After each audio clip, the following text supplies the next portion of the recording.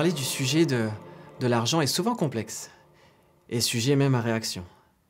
Mais permettez-moi en quelques instants de voir avec vous 3 visions que nous pouvons avoir de l'argent et le regard que porte la Bible. La première vision consiste à dire que nos richesses, tout ce que nous produisons, amassons, tous les produits engendrés, eh bien, nous appartiennent d'abord. Nous reconnaissons volontiers que Dieu nous a bénis dans nos finances, mais nous mettons comme un système de cloisonnement. D'un côté, il y a mes biens, mes richesses, et de l'autre, il y a les choses de Dieu, ma vie spirituelle, mon service. Eh bien, laissez-moi vous dire que la parole de Dieu nous met en garde sur cette manière de penser qui peut nous amener à ce que l'on appelle l'amour de l'argent. Et alors que nous pensons posséder nos richesses, ce sont elles qui finissent par nous posséder. Et cette vision de l'argent est malheureusement à l'origine de nombreux conflits dans les familles, dans les couples, dans les entreprises, entre les nations, chez les politiques. Voyons maintenant la seconde vision. Elle consiste à dire que dans tout ce que nous recevons, eh bien, nous reconnaissons bien l'action et la provision de Dieu. Nous sommes prêts à envisager la part qui lui revient, mais sous certaines conditions. Nous sommes comme dans une relation de négociation, une relation commerciale, de marchandage avec Dieu. C'est de dire, Seigneur, je te réserve cela, eh bien, dans le but de recevoir quelque chose en retour, une bénédiction. Peut-être je donne à Dieu pour satisfaire ma conscience ou faire bonne figure.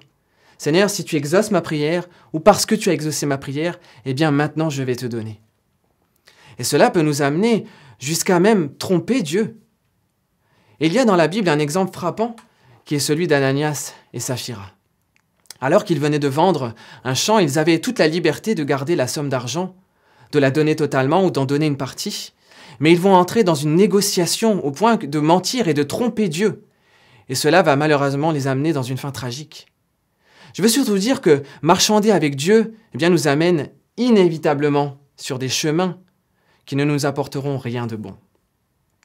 La troisième vision consiste à dire que tout ce que nous avons amassé, gagné, nos biens, nos richesses, eh bien, viennent de Dieu et lui appartiennent d'abord. C'est considérer que tout ce que nous avons, eh bien, nous a été donné par grâce. Cela nous a été donné par Dieu, mais il pourrait reprendre. Il peut donner plus ou moins. Mais en tout cela, nous considérons que ce que nous avons est suffisant. Et attention, il n'est pas question ici de vouloir vivre dans la précarité ou nous mettre en difficulté financière sous prétexte que tout lui appartient. Non, il s'agit simplement de dire « Seigneur, voici ce que tu m'as confié. Donne-moi la sagesse de gérer mon argent intelligemment et de te rendre ce qui te revient d'abord et d'être un bon administrateur. » C'est chercher à honorer Dieu par nos biens et lui rendre gloire. C'est une attitude qui consiste, comme l'apôtre Paul l'a dit, à donner sans tristesse ni contrainte ce que nous avons résolu dans nos cœurs.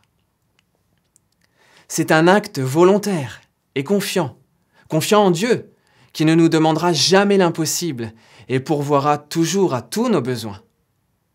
Alors oui, nous sommes tous d'accord pour dire que cette manière, cette vision des choses est celle qui caractérise tout enfant de Dieu. Mais je pense qu'il est bon de nous poser quand même cette question aujourd'hui. De quelle manière suis-je attaché à mon argent, à mes biens?